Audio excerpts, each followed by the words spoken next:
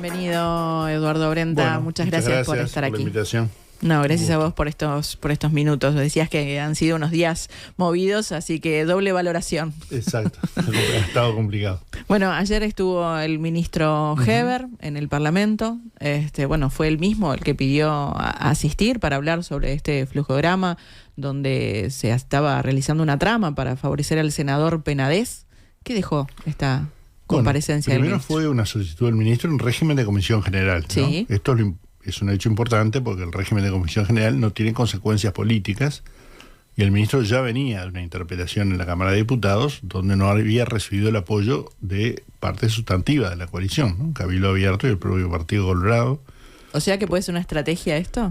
Claramente, ¿no? Claramente fue una estrategia para adelantarse, digamos, a los hechos que vienen casi día a día, ¿no? Conociéndose respecto a lo que se ha dado en llamar la trama vinculada al caso Penades. Frente a esto, la bancada del Frente Amplio ya había discutido cómo posicionarse. Nosotros votamos la comisión general porque entendíamos que el ministro tenía derecho a venir a explicar, a dar su opinión sobre este tema, pero entendemos que lo que está en juego acá no es exclusivamente este hecho, sino una amplia cantidad de sucesos que se han desarrollado, yo diría, desde el comienzo de la gestión de gobierno y particularmente desde el comienzo de la gestión del ministro Heber. Todo esto hace que la seguridad haya vuelto al primer plano, digamos, en lo que tiene que ver con la preocupación de los uruguayos, y nos parece que esto desmiente aquella afirmación, bueno, varias afirmaciones, desmiente aquella afirmación de que tenían solución para el problema de la seguridad durante toda la campaña electoral y todo el largo proceso de crítica a la gestión de Bonomi, pero además desmiente el hecho afirmado por el ministro hace poco tiempo de que había un plan. Ese plan famoso que el ministro explicó en una interpelación, nunca lo conocimos. Lo cierto es que ayer el ministro primero tiene una vasta experiencia parlamentaria, ¿no? Por lo cual, buena parte de lo que escuchamos ahora es parte de una suerte de presentación pública, donde afirma valores de su historia, su trayectoria, su apellido, etcétera, etcétera, que no estaban en cuestión y que nadie cuestiona en ese aspecto. Espero que no hacen el fondo del asunto, porque el fondo del asunto son hechos concretos que han sucedido, que tienen que ver, en este caso particular, el ministro se restringió exclusivamente a plantear la situación vinculada al caso Penades y a lo sucedido a posteriori, digamos, que es lo que se ha dado en llamar, decíamos recién, la trama del caso Penades. Lo primero que nos parece grave, muy grave, que el ministro no hizo alusión en el día de ayer, fue su actuación cuando se tuvo conocimiento del hecho. Aquí, en nuestra opinión, hay dos responsables fundamentales: el ministro y el presidente de la República, que afirmaron contundentemente que conocían al senador Penades de toda la vida prácticamente y que confiaban en su palabra. Esto, al decir de la propia fiscal del caso, la fiscal Ione, fue un elemento que incidió negativamente a la hora de los denunciantes de hacerse presentes, ¿no? Cuando el presidente de la República y el ministro del Interior, yo diría que hasta el ministro peor, ¿no? Porque en realidad el ministro es el auxiliar de la justicia en la investigación. La propia fiscal dijo que algunos de los denunciantes no querían ir a la comisaría, digamos, a hacer la denuncia, y que Fiscalía explicó que en realidad se podía ir directamente a Fiscalía a denunciar para eludir esa situación donde... Y darle más garantías de alguna manera. Exactamente, y era ir a denunciar a alguien que decía que confiaba en el denunciado. Yo creo que aquí empieza el primer error y empieza el primer hecho en el cual se desconoce y no se prioriza a quienes deben ser priorizados, que son las víctimas, y no el victimario. O sea que sobre este hecho, muy importante a mi opinión, y que incidió a lo largo de todo el proceso, el ministro no dijo nada. Eso va a ser un punto en la interpelación. Claramente. Ya el ministro tenía un antecedente a pocos días de haber asumido, cuando ustedes recordarán un hecho en Durazno bastante grave, que terminó con la muerte de un joven a partir de un accidente de tránsito, una persecución policial, más allá del hecho de fondo, que yo francamente no conozco los detalles, pero sí, el ministro fue a Durazno, se paró frente al juzgado y ejerció de hecho una presión al juzgado en aquella lógica que se había instalado de respaldo a la policía y demás, que yo creo que fue una visión, y aquí hago un matiz en lo que tiene que ver con el ministro Heber y el ministro Larrañaga, ¿no? Yo creo que el ministro Larrañaga se equivocó sustantivamente en la política que pretendió impulsar, pero lo hizo convencido de que ese era el camino, ¿no? En mi opinión, totalmente equivocado, pero de una manera coincidente con lo que había impulsado anteriormente, aquel famoso proyecto de reforma constitucional que no caminó, que no aprobó la ciudadanía y que él trató de implementar luego cuando fue responsable del ministerio. Allí reinstaló, allí empieza la trama, digamos, la historia, no la trama Penades, empieza la historia, digamos, de esta gestión en materia de seguridad pública, donde se reinstalan a un conjunto de jefes de policía y demás, la mayoría de los cuales luego son relevados a lo largo del tiempo, no recuerdo exactamente el número, pero creo que 13 del total, por razones diversas, algunos por razones personales, otros por corrupción, otros terminan presos, digamos, y reinstala, por decir de alguna manera, la vieja policía. Luego esta gestión pretende darle continuidad a ese hecho, pero se empieza a vincular con hechos, sucesos muy graves, ¿no? Que no, obviamente el ministro no se refirió ayer. Tenemos, obviamente, el caso Marcet, la presentación que hacen en conjunto el Ministerio del Interior y el Ministerio de Defensa Nacional, los sucesos que conducen a la renuncia, entre comillas, renuncia, digamos, de la vicecanciller Carolina H., donde ella argumenta claramente que todos estaban en conocimiento, o sea, estamos convencidos que se mintió al Parlamento, digamos, por parte de los ministros y los secretarios cuando comparecieron a decir que no sabían, que la noticia que tenían de Marcet era de un jugador de fútbol uruguayo que jugaba al fútbol en Paraguay. Parece que era bastante más que eso, ¿no? Luego hubo elementos que nunca se aclararon, como por ejemplo el hackeo a la base de datos de la Dirección Nacional de Información, que afectó a 84.000 personas. Luego vino el caso Astesiano, ¿no? Donde también hubo datos proporcionados o provenientes aparentemente de la policía, investigaciones de ese tipo. Luego la investigación y el seguimiento de 2 senadores de la República, nada menos, los senadores Vergara y Carrera, que fueron investigados y demás, y esto está comprobado además. Y el caso Penades, digo, por nombrar los más notorios, digamos, el caso Penades, que fue efectivamente, yo diría, de alguna manera la gota que desbordó el vaso, que hizo perder al ministro el respaldo de los propios miembros de la coalición de gobierno, y que lo pone en una situación, yo diría, límite en lo que tiene que ver con el respaldo político, en la medida en que ni sus socios, ni la oposición claramente, entendemos que el ministro tiene las condiciones y las capacidades para continuar en ese cargo tan importante, ¿no?, como es el Ministerio del Interior, en una situación donde, como decíamos recién, la seguridad pública se ha convertido en un tema central y muchos hechos, además, trascienden los temas cotidianos que lamentablemente vemos en la televisión, ¿no?, de hechos de violencia en todas partes del país, sino además en casos graves vinculados con la institucionalidad democrática. Ahora, pensando justamente en esto de si interpelación o régimen de comisión general, el oficialismo, más allá de si ha hecho no algunas críticas o no, planteó, lo recibimos de esta manera y no terminamos de entender por qué el Frente Amplio sigue apostando a la interpelación si el ministro ya vino y dio todas las explicaciones. Esto tiene que ver con lo que decías de que justamente en régimen de comisión general no se tienen consecuencias políticas. Sí, y tiene que ver con 2 cosas. Primero, nosotros, la comparecencia de ayer estuvo restringida exclusivamente a el caso Penades y la eventual trama donde el ministro pretende deslindar responsabilidades que siguen surgiendo día a día. Ustedes mismos, en el día de ayer, aportaron una serie de informaciones a través de la columna de previa aquí respecto a implicancias de otras personas en proporcionar información para que se conocieran quiénes eran los denunciantes del caso Penades, algo tremendamente grave, ¿no? Claramente el ministro quiso restringir su intervención a ese tema. Nuestra visión es que está en juego toda la gestión del ministro, por eso mencionaba algunos de los casos que fueron más sonados, digamos, de los últimos tiempos, y en ese sentido entendemos que el régimen de interpelación es el adecuado, porque lo que queremos ver es cuál es el nivel de respaldo político que el ministro tiene, y eventualmente la posibilidad de que el ministro no cuente con el respaldo político necesario y por tanto el presidente de la República se encuentre en la situación eventual de decidir si mantiene un ministro sin respaldo político o si los subroga por otra persona que reúna las condiciones como para que el Parlamento le dé una cuota de confianza para continuar adelante con la gestión que además tiene como proceso final el proceso electoral. ¿Cuál fue la actitud ayer de Cabildo Abierto en comisión? Ayer hubo una intervención muy breve del senador Domenech sobre el final de la presentación del ministro, en la cual manifestó que respecto a este caso él entendía que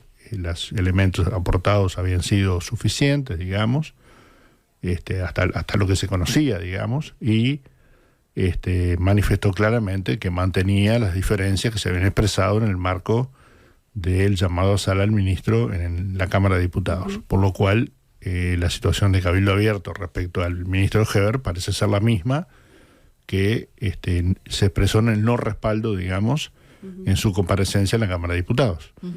En el caso del Partido Colorado hubo un respaldo bastante más contundente a la intervención del ministro respecto a este tema puntual. No sabemos qué pasará si se evalúa el conjunto de la gestión, porque, bueno, se expresó de una manera en la Cámara de Diputados, no sé si lo hará lo mismo en la Cámara de Senadores. Bueno, el ministro lo que escuchábamos que decía enfáticamente es que no se lo puede acusar por esto de no saber, ¿no? De que él no estaba al tanto del accionar de Taroco ni de lo que se estaba armando dentro del propio Ministerio del Interior. ¿Qué es lo que responden a esto? Bueno, lo que respondemos nosotros es que se puede ser,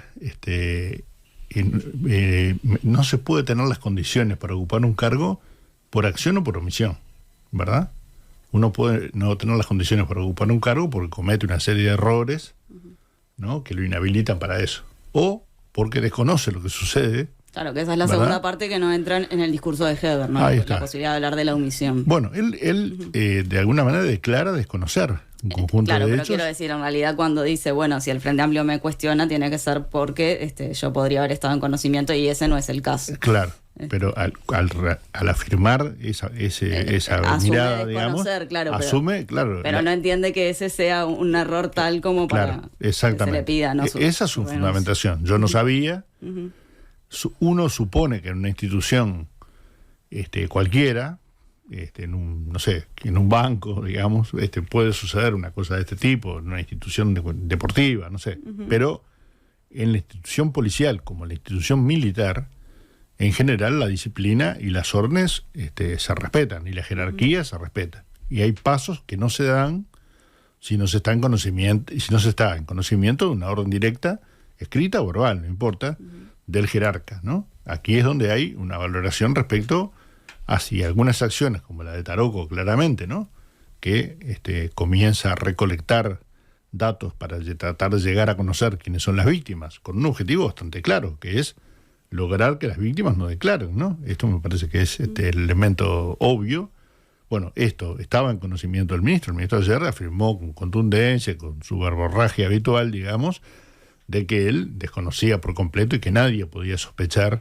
Entonces, en realidad, esta persona actuó por voluntad propia. Hay un jerarca del ministerio de, no sé, tercer nivel, digamos, que toma decisiones de este tipo sin conocimiento de sus jerarquías superiores. Bueno, uno tiene el derecho, francamente, de dudar de eso, ¿no? Y además, ¿por qué dudar? Bueno, porque el ministro también obvió ayer mencionar lo que decíamos recién. ¿Cuál fue su reacción? Ustedes recuerdan que el ministro fue al Parlamento, se reunió con el senador Penades en su propio despacho, lo acompañó a la sala de conferencias del Palacio Legislativo y dio allí una conferencia de prensa. Cuando fue consultado respecto a la eventual denuncia contra el ex senador Penades, él dijo que en realidad el denunciante iba a ser Penades por razones de difamación de las afirmaciones que se habían realizado respecto a su persona. Si esa situación nunca se dio, nunca hubo denuncia por difamación, por el contrario, fue apareciendo una cadena de víctimas, ¿no?, que terminaron lamentablemente con algunos hechos que no vale la pena ni siquiera comentar, porque son realmente de un grado de violencia realmente que trascienden lo que uno podría referirse a ese tema. Basta con saber lo que pasó, ¿no? Entonces, esto nos parece que es la parte que el ministro olvida, ¿no? ¿Qué incidencia tiene? No es neutro que el ministro haya tomado esta actitud, ni no es neutro que el presidente de la República lo haya hecho de la misma manera, ¿no? Pongámonos en el lugar del denunciante que se acerca a la comisaría a denunciar a un senador que el día anterior el presidente dijo, yo lo miré a los ojos y le creo, y que el ministro lo acompañó en la conferencia de prensa.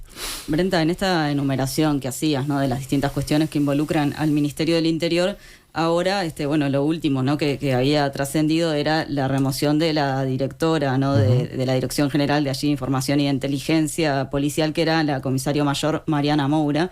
Y esto tendría que ver, en este caso, con el asesinato, ¿no?, la investigación por el asesinato justamente de la madre de Heber. Exacto. Y nuevamente, ¿no?, el acceso irregular al guardián por parte de funcionarios policiales. ¿Cómo ves que se haya removido a esta funcionaria? Bueno, primero, una cosa que el ministro afirmó contundentemente en algún llamado a sala anterior. El ministro dijo con fuerza y con contundencia, como es su estilo, que el guardián era absolutamente inviolable. Bueno, quedó claro que no. Otra situación más en la cual el ministro afirma y la verdad, o mejor dicho, la realidad lo desmiente a posteriori, ¿verdad? Evidentemente hubo acceso al guardián. Yo no me animo a juzgar el rol de la directora de esa área, francamente no tengo elementos como para opinar respecto a eso. Sí me parece gravísimo, como me parece gravísimo el seguimiento y la investigación que el ministro atribuye a privados, además, ¿no? Sí. Es un tema entre particulares. Es un tema entre particulares, ¿no? A los senadores Vergara y Carrera. Bueno, me parece muy grave la utilización del guardián para lograr, de alguna manera, ir llenando los cuadros, digamos, de la famosa trama de quienes eran los denunciantes del senador Penades. Realmente me parece que se toma una decisión respecto a la jerarca del área. Francamente no me animo a evaluar la responsabilidad que tiene.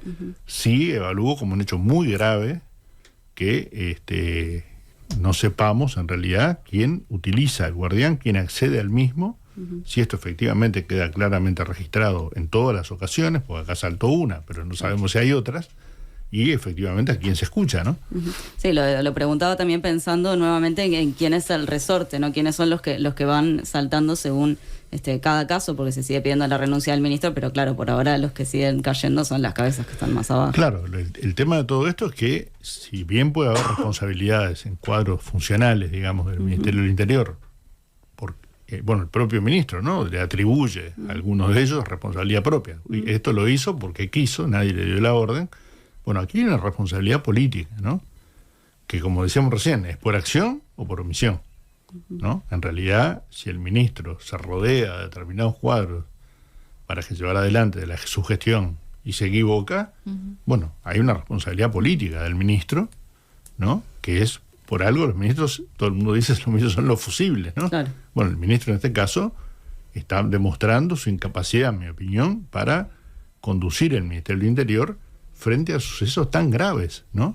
Imaginemos la situación y la imagen internacional del Uruguay frente a la situación del caso Marcet, por ejemplo, ¿no?, que ha pegado con mucha fuerza en la región. Hay un fiscal asesinado en Colombia, donde se lo acusa a Marcet de ser unos responsables ideológicos de ese hecho, y Uruguay les pidió un pasaporte para que saliera de la cárcel en Uruguay, ¿no? Entonces, estos hechos claramente exigen responsabilidades políticas, en este caso no solo del ministro del Interior, también del canciller de la República. Brenta, hay otro tema que queremos tratar con vos esta mañana también, que tiene que ver con el senador Sartori, Juan Sartori, que respondió a la JUTEP, ¿no?, por esta intimación del organismo a que presente la declaración jurada de su esposa, que presente los balances de sus empresas. Él responde que no procede la aplicación de sanción alguna, que presentó en tiempo y forma su declaración de bienes e ingresos y que es casado con separación de bienes.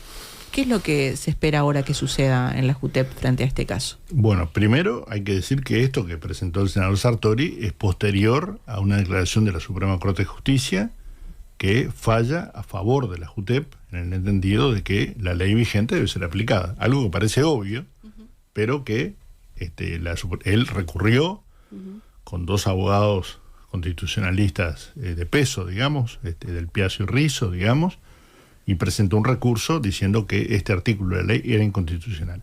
Lo primero que hay que aclarar es que nuestras denuncias respecto a esta situación no solo se refieren a la declaración jurada de la cónyuge de Sartori, sino de la propia declaración jurada del senador Sartori, que incrementó su patrimonio en 39 millones de dólares con un ingreso que se reduce exclusivamente a su ingreso como legislador, ¿no? Una cosa bastante difícil de explicar y que la representante del Frente Amplio, Ana Ferrari, sí, en diversos medios de comunicación, ha manifestado que claramente uno con no sé cuántos miles de pesos no junta 39 millones de dólares, ¿no? El senador Sartori dice que lo ha hecho en función de que se han valorado acciones de sus empresas, no lo demuestra, por eso nuestra representante en la JUTEP exige la presentación de los balances de las empresas a efectos de evaluar si efectivamente es así. O sea que cuando el senador Sartori dice que su declaración jurada fue presentada y aceptada por la JUTEP, parte de una premisa equivocada, porque la JUTEP no acepta una declaración jurada. La JUTEP recibe la declaración jurada y si hay una denuncia, como hubo en este caso, ¿no? Refería a este tema, denuncia que hizo en principio en particular, pero luego retomamos, esa denuncia, la JUTEP ahí comienza a investigar la declaración jurada, más allá de que tiene la obligación de hacer una revisión anual de un 5% de las declaraciones juradas, pero no tiene capacidad real para hacerlo. No. Por lo tanto, el escrito que presenta Sartori toma como elementos básicamente los fundamentos de los dos ministros de la Suprema Corte de Justicia que votaron en minoría. Uno parece un poco gracioso esto, pero no lo es, ¿no? Es bastante serio, porque es alguien que ocupa, en realidad no ocupa tampoco un escaño en la Cámara de Senadores, porque normalmente no está, ¿no? Digamos, pero está su suplente, que lo representa de alguna manera. Extraneo, y claramente el senador Sartori limita sus declaraciones a la situación de su cónyuge. En eso la ley es muy clara y la ley está para cumplir, ¿no? Si en realidad quieren que cambie la ley, se verá, ¿no? Y Uruguay caerá en lo que tiene que ver con la transparencia en materia de lo que es la gestión pública, ¿no? Porque esto es evaluado también desde el exterior. Hubo en estos días una declaración de la Presidencia de Transparencia Internacional hablando respecto a la caída de la imagen de Uruguay y la transparencia en la gestión pública en el Uruguay, y uno de los casos que mencionó precisamente es el caso del senador Sartori. O sea, no es inocuo ni gracioso, digamos, esta situación que tenemos planteada con este legislador, ni tampoco es un problema de Sartori, es un problema del Partido Nacional, porque cuando uno se presenta a una elección, se presenta bajo un lema. El lema puede autorizarlo o no autorizarlo.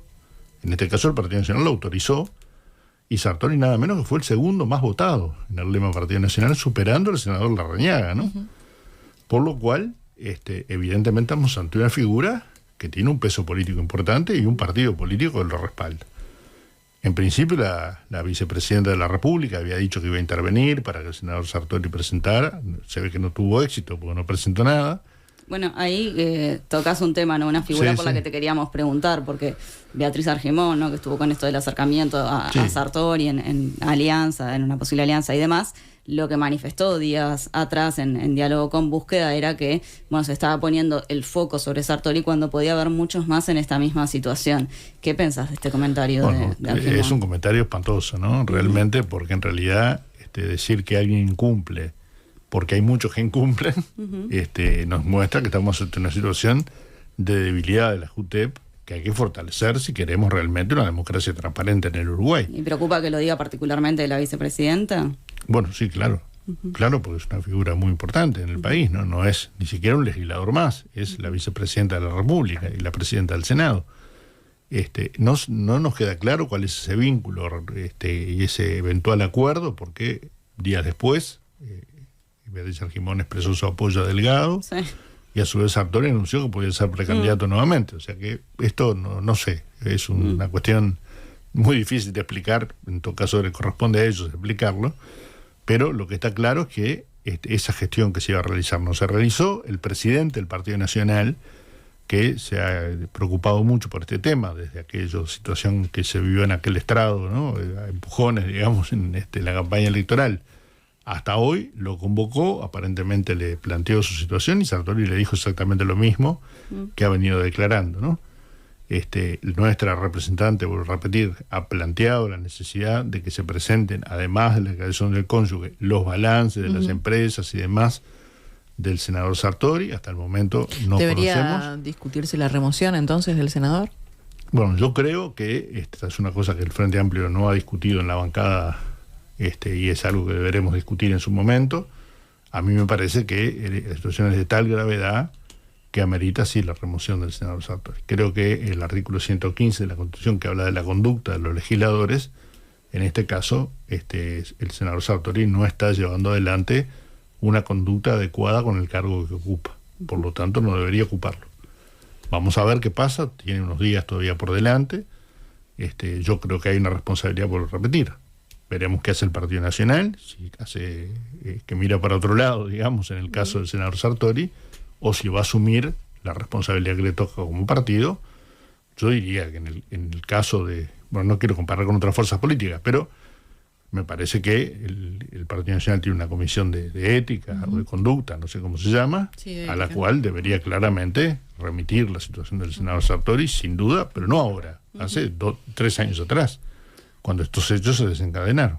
Hablábamos de lo que había sacado la sentencia de la Suprema Corte de Justicia, ¿no? En relación al recurso que habían presentado quienes respaldan allí, los abogados de Sartori. Y Sartori ahora, cuando responde a la JUTEP el jueves pasado, se refiere a lo resuelto por la Suprema Corte y dice, ¿no?, respecto a este recurso de inconstitucionalidad presentado por él, que la Suprema Corte sentenció que el recto cumplimiento de la sentencia impide la desaplicación de la norma por inconstitucionalidad, tal como se había solicitado, pero entiende que mi conducta, dice Sartori, no merece reproche jurídico por encontrarme en situación de imposibilidad total, invencible y absoluta de brindar los datos de su cónyuge, que él dice no conocer. Bueno, él vuelve otra vez a los elementos que argumentan los 2 magistrados que lo hicieron en minoría. Pero además vuelve a insistir en la declaración exclusivamente de su cónyuge. No hace referencia a la suya y vuelve a reiterar que la suya está completa y aprobada por la JUTEP, que no aprueba nada, no aprueba la de nadie en todo caso, sino que investiga a partir de una denuncia y se encuentra elementos, por ejemplo, para hacer una denuncia penal, lo hace, ¿no? Cosa que no ha sucedido en este periodo. La verdad que la gestión llevada adelante por este gobierno, por la mayoría, ¿no? En un tramo muy grande donde hubo una presidenta que prácticamente no hizo nada, ni en este caso ni en ninguno, ¿no? Que quede claro. Y salvo en el caso de la única expresión que hubo en ese periodo, si mal no recuerdo, fue la delante de la Arena, la única investigación que además se hizo, se contrató a un investigador externo, digamos, una consultoría externa para ese caso. El resto no se actuó en nada, en este caso nada absolutamente, a pesar de que lo reclamamos insistentemente, ¿no? Y no hubo expresión.